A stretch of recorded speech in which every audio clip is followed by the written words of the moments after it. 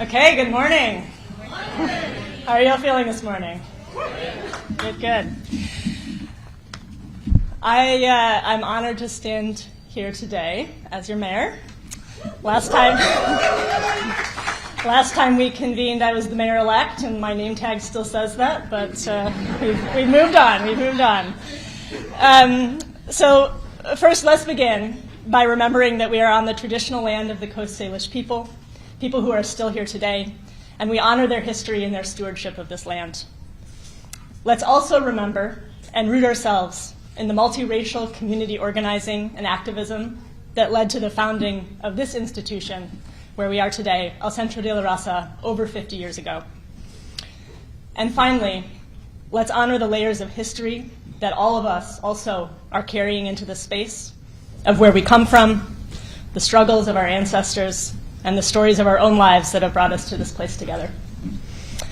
I want to begin by saying thank you. You know, when we started this transition process, doing things a little differently than transition processes normally go, I have to admit I was excited but also a little nervous. Like, were people going to really want to put in the work? And I think now it's very clear that you all are putting in the work. And yes. I am so grateful for all of the conversations that you all are having out there in the community.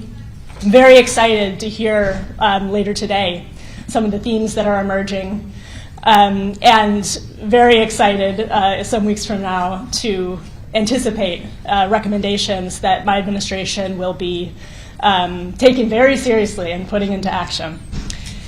So we're convening here at the midpoint of the process.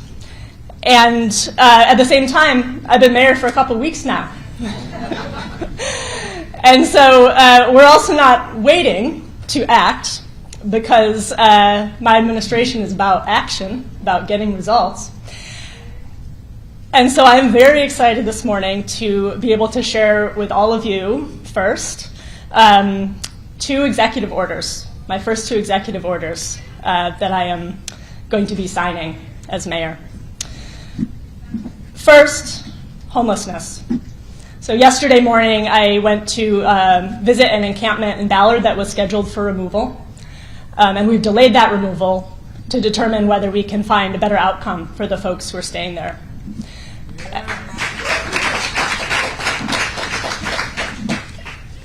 And the conversations that I had on site with folks who are living at that spot and community advocates and our unified care team here at the city really underscored for me the message that I was delivering all of last year during the campaign, which is that we do not have enough shelter, enough housing, enough services, and the vast majority of our neighbors who are sleeping unsheltered on our streets, they want help.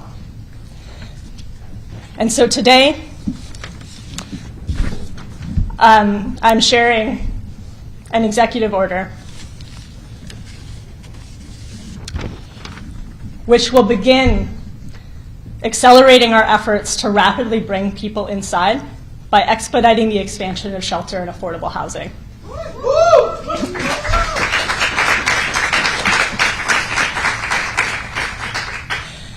We will be immediately launching an interdepartmental team to identify options for incentives, permitting changes, and other policy changes that can speed up the process of opening new shelter and housing in Seattle.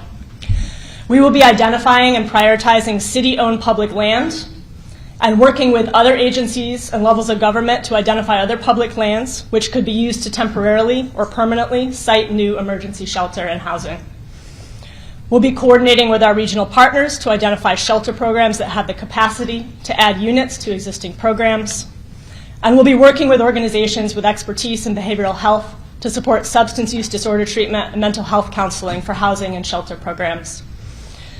We're going to be moving aggressively, and this is not the end, this is the beginning, right? So this is basically directing our departments internally to prepare for this work.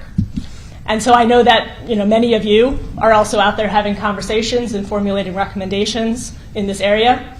And so this will pave the way. And we're going to be moving fast. We have the World Cup coming this spring. And we're going to be moving fast so that we can begin to bring more people inside.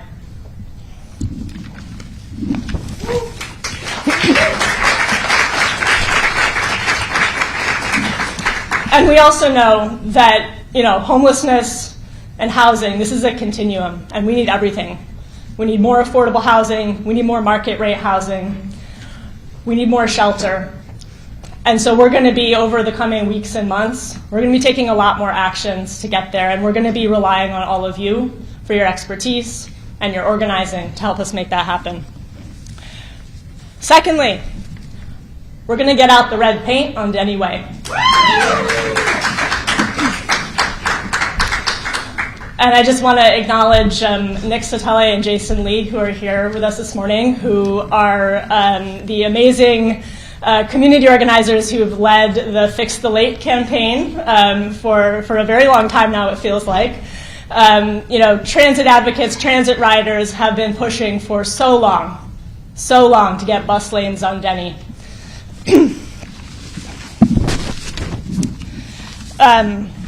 Seattle deserves world-class public transit. Seattle voters have told us again and again that they want fast, frequent, reliable bus service. We cannot let one of our highest ridership routes consistently languish in traffic. That is not a good use of our transit tax dollars, and it's not a good use of our time. As a transit rider and as a rider of the Route 8, I know the feeling of waiting at the stop for the bus to come, and it's 30 minutes late or 40 minutes late. I know the feeling of sitting on the bus, knowing that you could be walking up that hill faster than that bus is going. So it is time that as a city we take seriously what it takes to deliver excellent public transit for our residents, for our workers. So in this executive order, I'm directing SDOT to implement at least one bus lane and other transit supportive infrastructure along Denny Way, with the goal of significantly improving reliability, speed, and performance of the Route 8 and other transit services. And we're going to be going back and forth with SDOT over the details. And the bottom line for me is I want as much transit priority as possible, and I want it to work. And so we also need to figure out with the other bus routes in that area, right, make sure that we are improving the experience for all the riders in our system.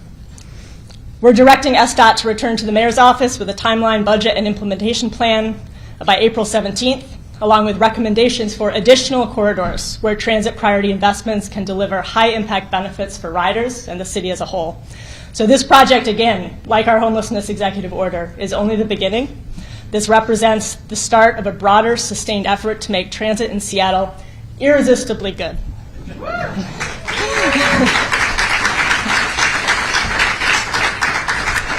Fast, frequent, reliable, safe, and welcoming, consistent with the city's adopted climate goals, transportation policies, and the repeated, clear priorities expressed by Seattle voters. I'm excited.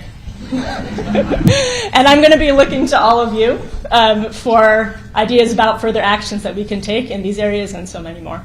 So thank you. I'm going to let you all get to work, and looking forward to hearing from you all later today.